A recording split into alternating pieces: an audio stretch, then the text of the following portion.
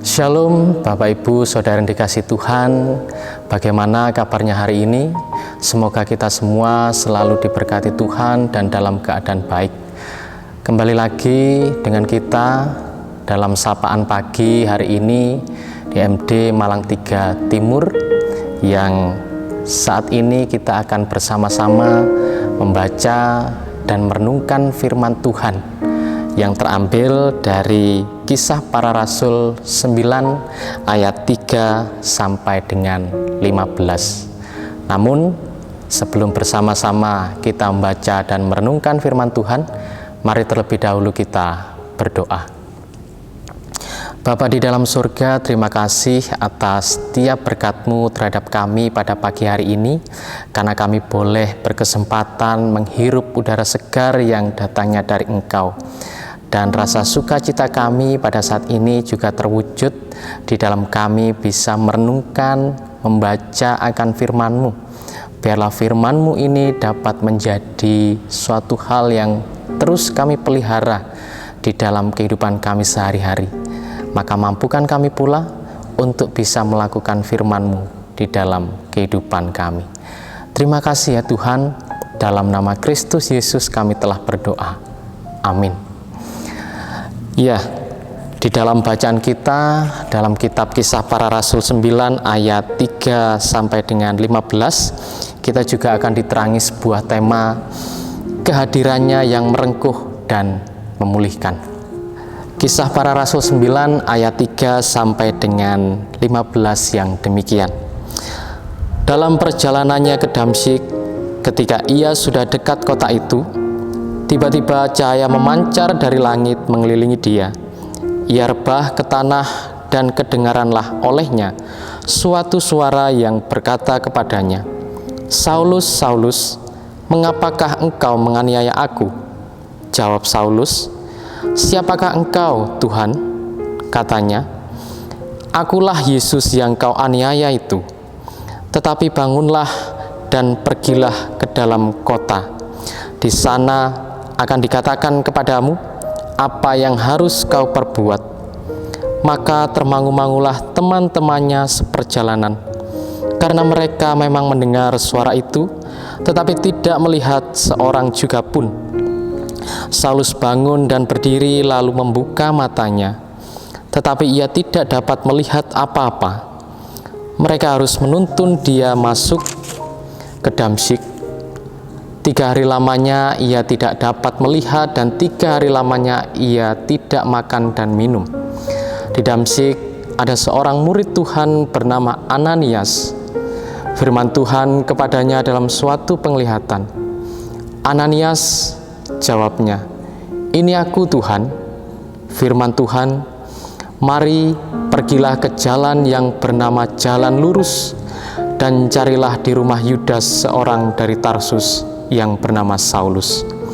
Ia sekarang berdoa, dan dalam suatu penglihatan ia melihat bahwa seorang yang bernama Ananias masuk ke dalam dan menumpangkan tangannya ke atasnya, supaya ia dapat melihat lagi."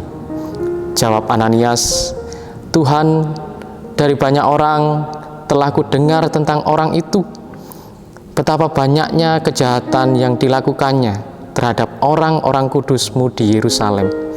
Dan ia datang kemari dengan kuasa penuh dari imam-imam kepala untuk menangkap semua orang yang memanggil nama-Mu." Tetapi firman Tuhan kepadanya, "Pergilah, sebab orang ini adalah alat pilihan bagiku untuk memberitakan namaku kepada bangsa-bangsa lain, serta raja-raja dan orang-orang Israel." Amin. Bapak Ibu Saudara yang dikasihi Tuhan, di dalam bacaan yang baru saja kita baca bersama-sama, kita belajar dari Paulus dengan masa lalunya. Yang kita tahu, ia adalah seorang Yahudi yang sangat taat. Bahkan dengan ketaatannya, ia sangat membenci orang-orang Kristen dan murid-murid Tuhan Yesus. Namun sesuai dengan tema yang menerangi kita dalam sapaan pagi saat ini, kehadirannya yang merengkuh dan memulihkan, itu benar-benar hadir di dalam diri Paulus ketika Tuhan Yesus sendiri menginginkan Paulus untuk menjadi alatnya di dalam mewartakan kabar baik. Kita percaya bahwa tidak ada yang mampu memulihkan hati manusia yang buruk kecuali Tuhan itu sendiri.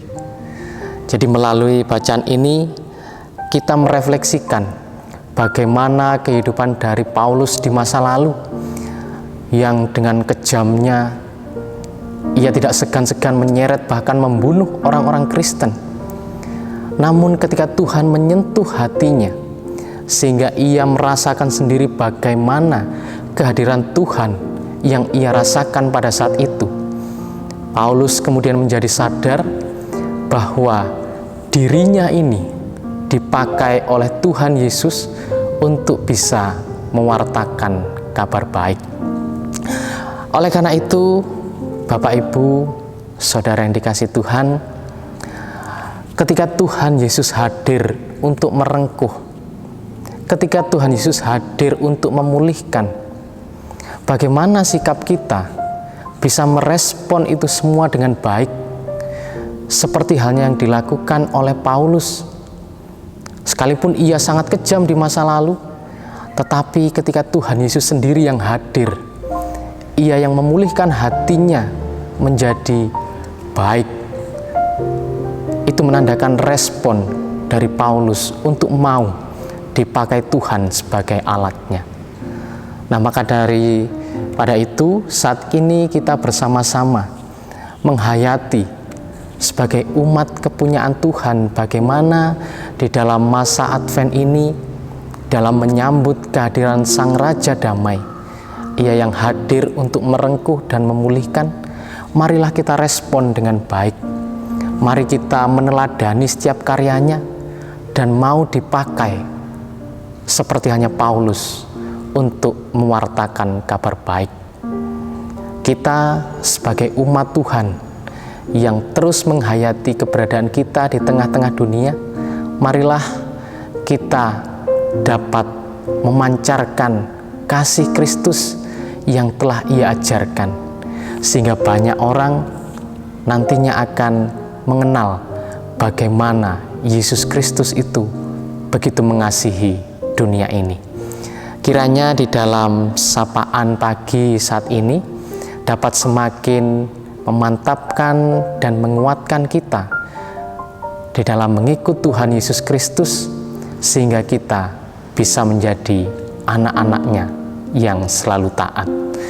Tuhan memberkati kita semua. Mari kita tutup sapaan pagi saat ini di dalam doa. Mari kita berdoa.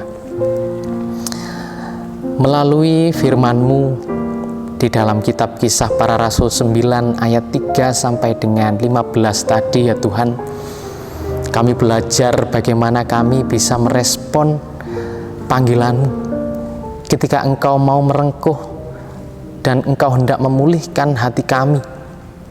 Mampukan kami untuk bisa terus menghayati keberadaan diri kami sebagai umat-Mu, sehingga di dalam kami menyambut Engkau di dalam masa Advent ini, kami benar-benar bisa merasakan kehadiran-Mu yang membawa kedamaian. Dan ajarkanlah kami pula untuk bisa mewartakan kedamaian itu kepada setiap makhluk di bumi ini. Terima kasih ya Tuhan, biarlah Roh Kudus-Mu yang selalu menaungi hidup kami, sehingga kami menjadi umat-Mu yang selalu taat dan setia. Amin. Demikian Bapak Ibu, Saudara yang dikasihi Tuhan, perenungan kita di dalam sapaan pagi pada saat ini. Kiranya perenungan kita itu dapat semakin menguatkan kita dan memampukan kita melakukan aktivitas selanjutnya. Terima kasih, Tuhan memberkati.